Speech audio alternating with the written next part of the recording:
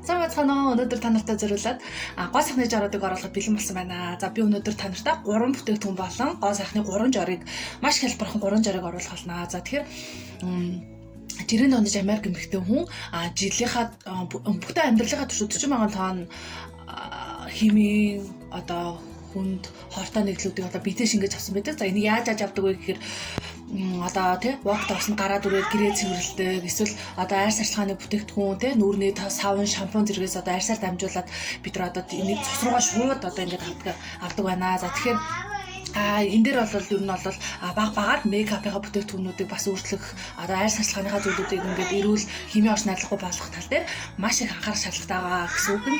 За тэгэхээр бид нар одоо амин тосороо айр сарчлагынхаа гой жорууд ингээд хийгээд айр сарчлагынхаа зүйлүүдийг хийж болж байна. Харин мейкапын бүтээгдэхүүнүүд бид нар яах юм бэ гэж бодох хэрэгтэй. Seven Minerals гэдэг Ян Левингийн 600 гаруй нэр төрлийн амин тостой. За тэгээд амтан дээр туршилт хийдэггүй. За тэгээд маш гоё арьсан цайн тоснуудаар баялаг ийм мейкапын бүтээгдэхүүнүүд бас байд юм аа гэдгийг та нартай хэлэхэд таатай байна. За тэгээд өнөөдөр миний хийж байгаа жор бол нүүрний өндөгтэй нүүрний маск байгаа чигшүүлэх. За үсэндээ ч гэсэн бас түргэж болно.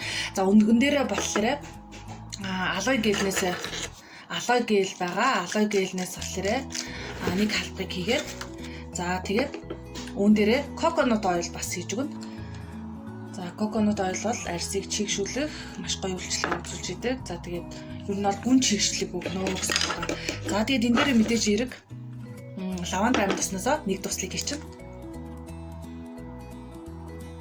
За. Ингээд нүүрэн дээрээ тавиад 10-аас 15 минут болно. Хэрвээ үсэндээ бас тавих гэж байгаа бол үсэндээ 30 минут халуун малгай өмсөд тэгээд чигшүүлээд тавхад бол маш гоё болдог байгаа. Төвшаад үзээрэй.